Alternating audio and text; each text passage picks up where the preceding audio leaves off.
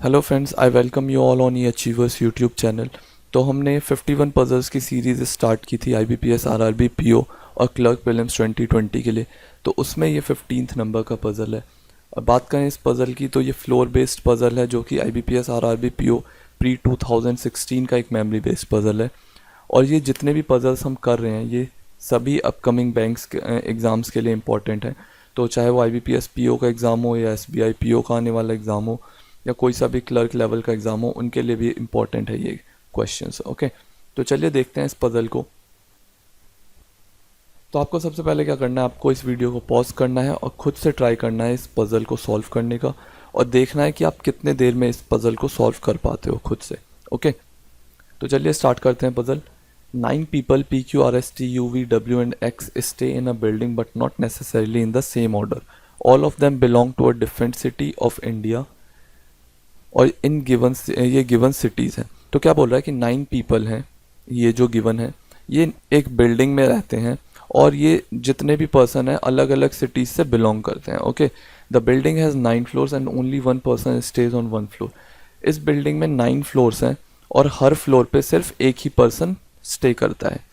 The ground floor is number 1, the floor above it is number 2 and so on and the top most floor is number 2। तो नीचे से start होता है, means क्या बोला है कि जो ग्राउंड फ्लोर है उसको नंबर 1 है, उसके ऊपर 2 और उसके टॉप में जो है वो 9th फ्लोर। तो नोट कर लेते हैं हम 1 2 3 4 5 6 7 8 9। ओके, तो ये हमारी इंफॉर्मेशन थी। कंडीशंस देख लेते हैं हम। तो क्या बोला है कि W belongs to Jaipur and stays on an even numbered floor. W जो है वो जयपुर से बिलोंग करता है और इवन नंबर फ्लोर पे रहता है। ठीक है, तो W जयपुर और ये इवन नंबर्ड फ्लोर पे रहता है। Okay, P stage on any even numbered floor below the floor on which W stage. P जो है वो किसी इवन नंबर्ड फ्लोर पे रहता है लेकिन W के नीचे रहता है। ठीक है, तो W जहां भी हो उसके नीचे होगा P और इवन नंबर्ड फ्लोर पे होगा। Okay, the one who belongs to Raipur stays on 4th floor. जो रायपुर से बिलोंग करता है वो कहाँ पे रहता है? 4th फ्लोर पे, रायपुर वाला 4th फ्लोर पे। T stays on the 2nd floor and belongs to Pune. T जो है वो 2nd फ्लोर पे रहता है और पुणे से बिलोंग करता है। The one who belongs to Indore stays on the 3rd floor.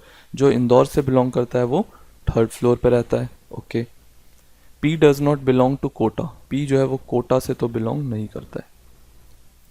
There are 2 floors between the floor on which the people who belong to Kolkata and Jaipur stays. 2 floor का गैप है किन के बीच में? कोलकाता और जयपुर वाले पर्सन के बीच में। कोलकाता और जयपुर वाले पर्सन के बीच में 2 का गैप है। Okay, R belongs to Delhi. R जो है वो दिल्ली से बिलोंग करता है। R belongs to Delhi. There are 3 floors between the floor on which R and V stay.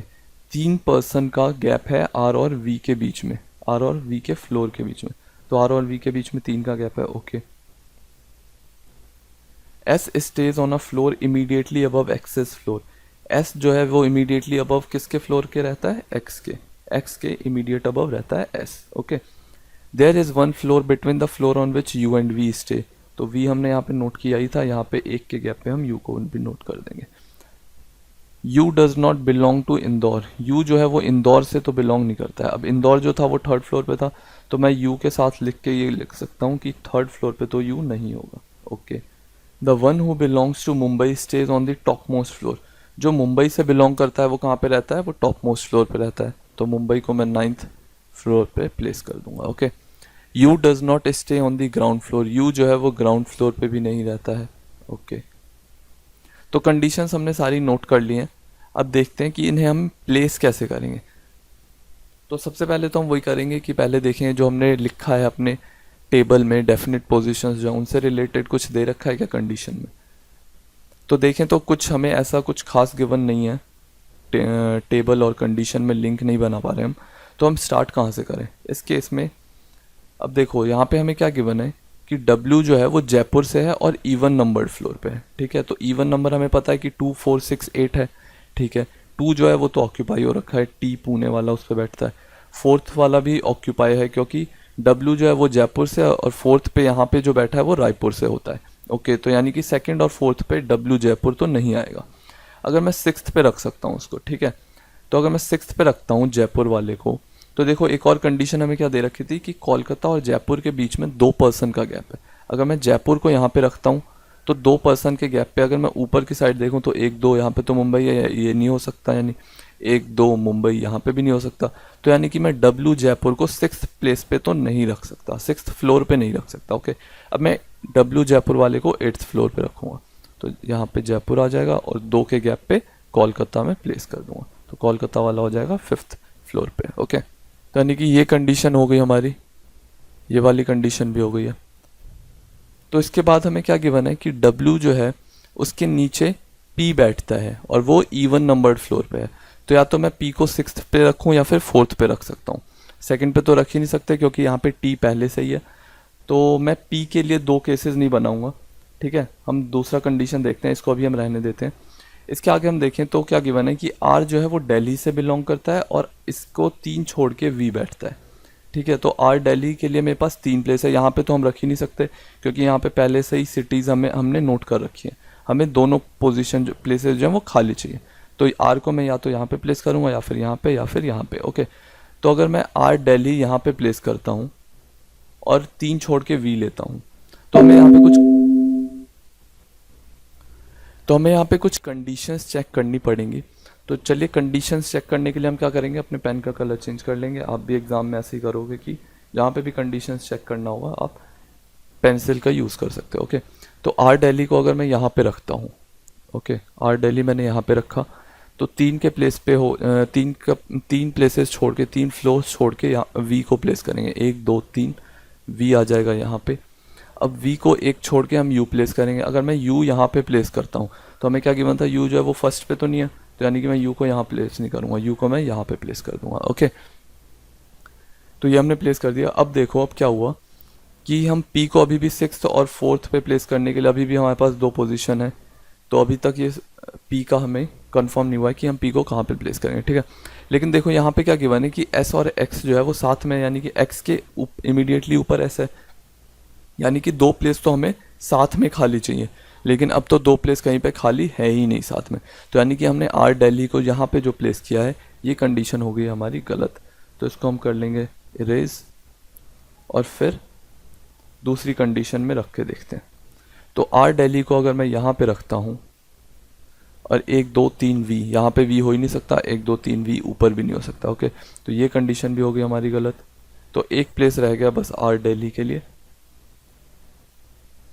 Are Delhi को अगर मैं यहाँ पे रखूँ तो 3 पर्सन छोड़ के 3 फ्लोर्स छोड़ के मैं वी को प्लेस करूँगा, 1 2 3 यहाँ पे हो जाएगा वी, और एक फ्लोर छोड़ के होगा यू, तो यू 3rd पे हो जाएगा अगर मैं नीचे की साइड देखूँ तो। लेकिन हमें क्या गिवन था कि यू जो है वो 3rd पे हो तो हो ही नहीं सकता, तो ऊपर की साइड देखूँ तो यू को मैं यहाँ पे प्लेस कर दूंगा, ओके। तो यानी कि ये कंडीशन अभी तक हमारी सही लग रही है। और फिर क्या गिवन है कि s जो था वो इमीडिएट ऊपर था x के, 2 प्लेसेस हमें खाली चाहिए, तो यहाँ पे भी 2 प्लेस खाली हैं, तो एस एक्स को मैं यहाँ पे प्लेस कर दूंगा। और p के लिए हमें क्या गिवन था कि p जो है वो इवन नंबर्ड फ्लोर पे है और w जयपुर वाले के नीचे है। तो अब देखो 4th पोजीशन तो ऑक्यूपाई हो गई, जो पहले हमारे पास एक और केस बन रहा था p के लिए, तो यहाँ पे तो p होगा नहीं, p के लिए बस यही प्लेस खाली है, तो p को मैं यहाँ पे प्लेस कर दूंगा, ओके।